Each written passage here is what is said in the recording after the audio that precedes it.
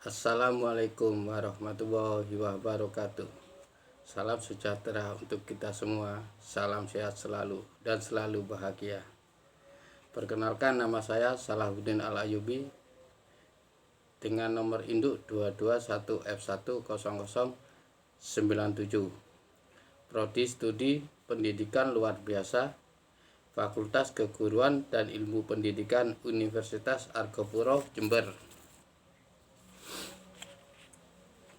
Dalam video ini saya akan mempresentasikan materi kuliah solusi tindakan dan terapi jiwa bagi orang tua yang memiliki anak berkebutuhan khusus atau anak disabilitas netra yang diampu oleh dosen Ibu Sugihartati, SPD, MPD. Oke, kita bahas solusi tindakan dan terapi jiwa bagi orang tua yang memiliki anak berkebutuhan khusus atau anak disabilitas netra. Menjadi orang tua anak berkebutuhan khusus tidaklah mudah. Masih banyak orang tua yang belum bisa menyesuaikan diri, depresi, khawatir, putus asa, dan menyembunyikan anaknya, bahkan tidak mengakuinya sebagai darah dagingnya. Hal ini dikarenakan orang tua belum bisa menyesuaikan diri.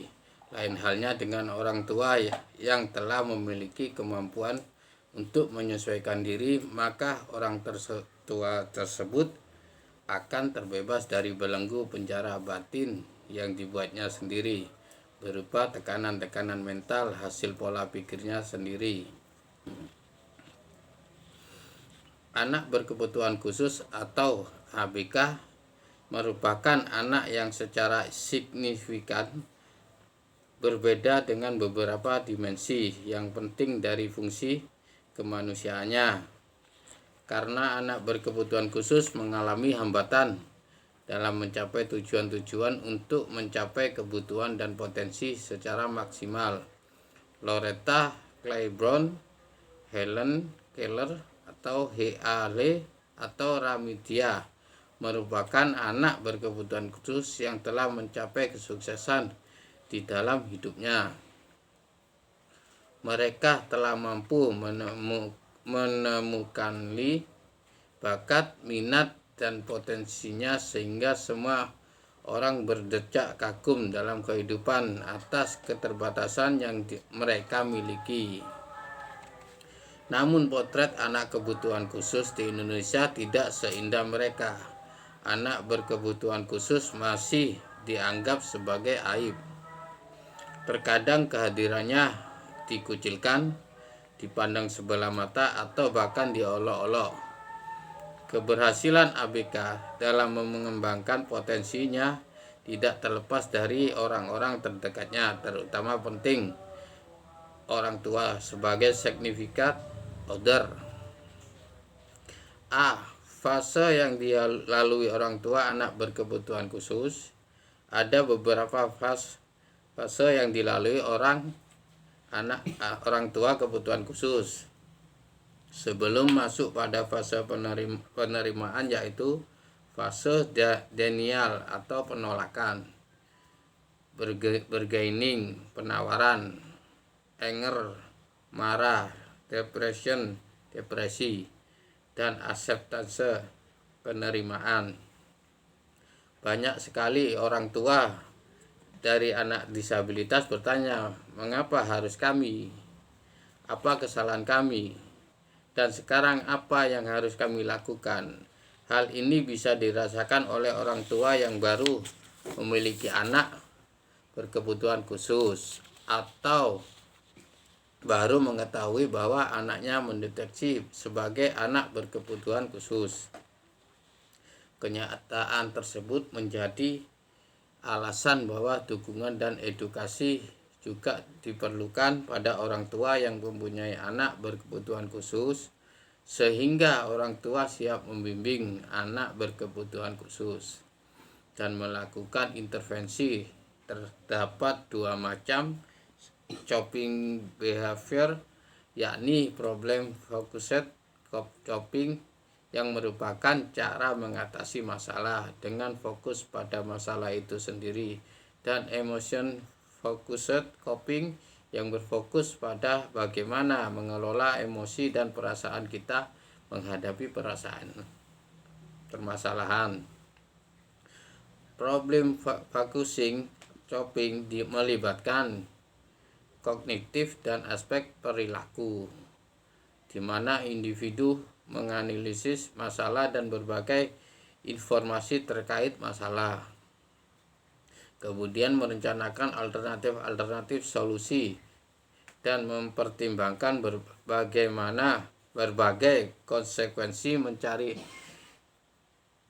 nasihat orang lain sebelum memutuskan atau bertindak negatif, sehingga dapat menerima kenyataan memiliki anak dengan berkebutuhan khusus. Emotion focusing coping dilakukan melalui kegiatan keagamaan yang dapat memberikan ketenangan jiwa. Sementara problem focused coping dapat dilakukan dengan mencari akar permasalahan yang terjadi,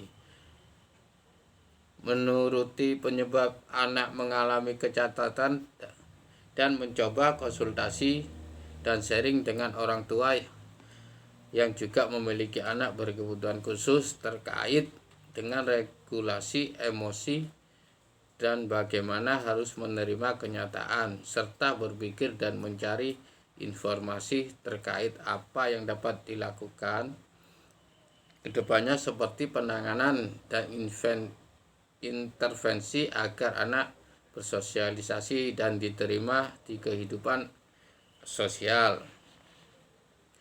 Orang tua yang telah menerima anak berkebutuhan khusus dalam kehidupan, maka mereka diharapkan mampu memberi dukungan fisik dan psikologis, sehingga peran orang tua sebagai significant other yang memiliki tanggung jawab penuh terhadap masa depan anak berkebutuhan khusus.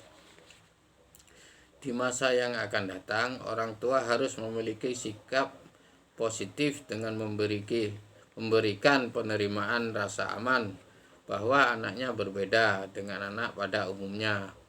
Orang tua harus memiliki kemampuan berkait dari keterpurukan dalam menghadapi tantangan dan respon dari lingkungan. Maka dari itu orang tua harus membuat mental disabilitas menjadi tangguh. Orang tua mempunyai peran penting dalam membangun self esteem maupun self efficacy, sehingga anak memiliki kepercayaan diri dan dapat tampil di masyarakat dengan keterbatasan. Perkembangan anak dalam kehidupan sosial dapat dilakukan dengan teknik sosial konstruktivisme. Hal ini perlu kerjasama pihak sekolah dan orang tua, yang mana orang tua harus semangat belajar berbagai hal, termasuk belajar materi pelajaran sekolah untuk membantu anak berkebutuhan khusus di berbagai aspek, agar anak berkebutuhan khusus memiliki mental yang kuat dan menghadapi masalah yang akan dijalani kehidupannya. Selain meningkatkan aspek kognitif, latihan-latihan yang dilakukan oleh orang tua akan memberikan dampak positif. Lain lagi, sang anak akan merasa lebih siap dan memahami potensi yang dimilikinya.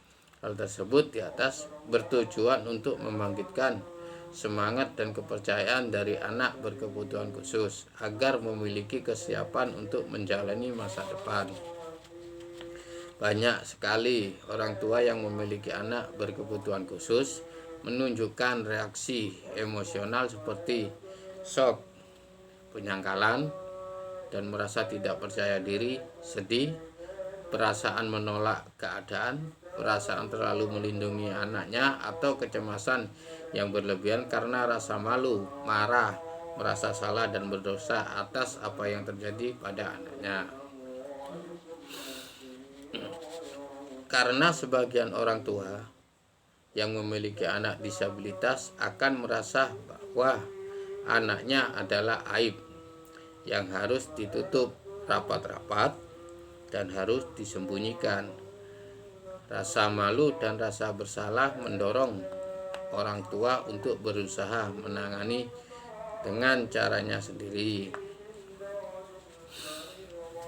Divisi lain dengan kemarahan diisi lain dengan sikap yang protektif.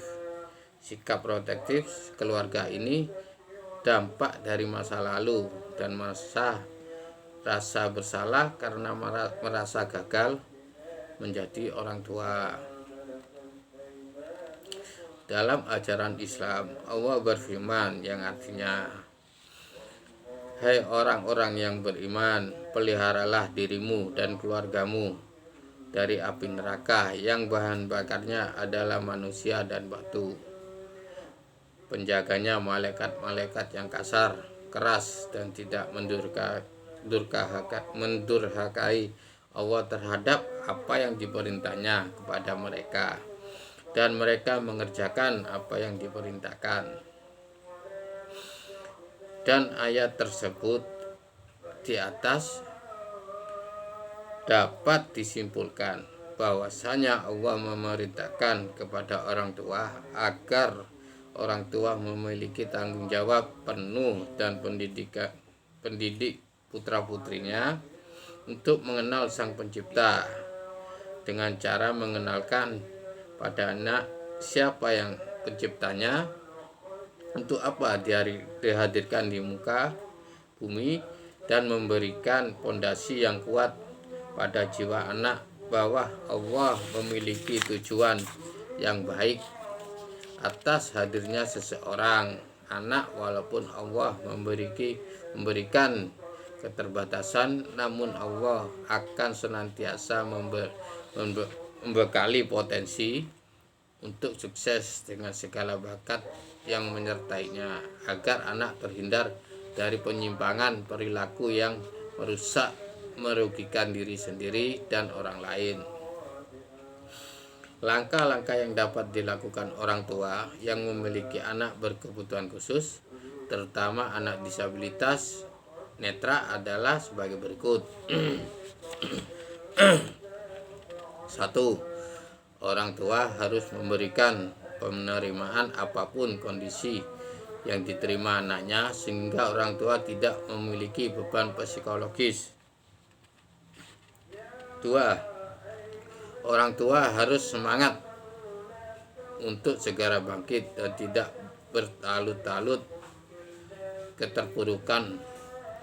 Orang tua harus segera menemukan keunggulan anak agar potensi dapat berkembang dengan maksimal. 3. Orang tua harus selalu berpikir positif atas kejadian yang dihadapinya dan berpikir positif bahwa selalu terkandung nilai hikmah dengan takdir yang diberikan Allah, yaitu sebuah ketetapan atas amanah Allah untuk menjadi orang tua dari anak istimewa. 4. Orang tua harus memberikan dukungan penuh pada anaknya agar memiliki kemampuan bereksplorasi disertai pengawasan agar anaknya mampu untuk mandiri. Terapi agar orang tua terbebas dari beban psikologis atas kehadirnya anak berkebutuhan khusus. Logoterapi berasal dari kata logos yang dalam bahasa Yunani berarti makna, meaning, dan juga rohani berarti spiritual. Kata terapi berarti penyembuhan atau pengobatan. Secara umum logoterapi dapat digambarkan sebagai corak psikologi atau psikiatri yang mengakui adanya dimensi spiritual pada manusia. Di samping dimensi ragawi dan kejiwaan, serta beranggapan bahwa makna hidup, the meaning of life, dan hasrat untuk hidup bermakna, the will to meaning, merupakan motivasi utama manusia guna meraih taraf kehidupan bermakna, the meaningful life, yang didambakan Frank dalam Bastaman 2007. Logoterapi bertujuan membantu pasien menemukan makna hidup. Namun Frank menyatakan bahwa spirituality atau kerohanian dalam logoterapi tidak mengandung konotasi agama. Bahkan ajaran logoterapi bersifat sekuler. Tommy 2014. Logoterapi percaya bahwa perjuangan untuk menemukan makna dalam hidup seseorang merupakan motivator utama orang tersebut. Oleh sebab itu, Viktor Frankl dalam Bastaman 2007 menyebutnya sebagai keinginan untuk mencari makna hidup.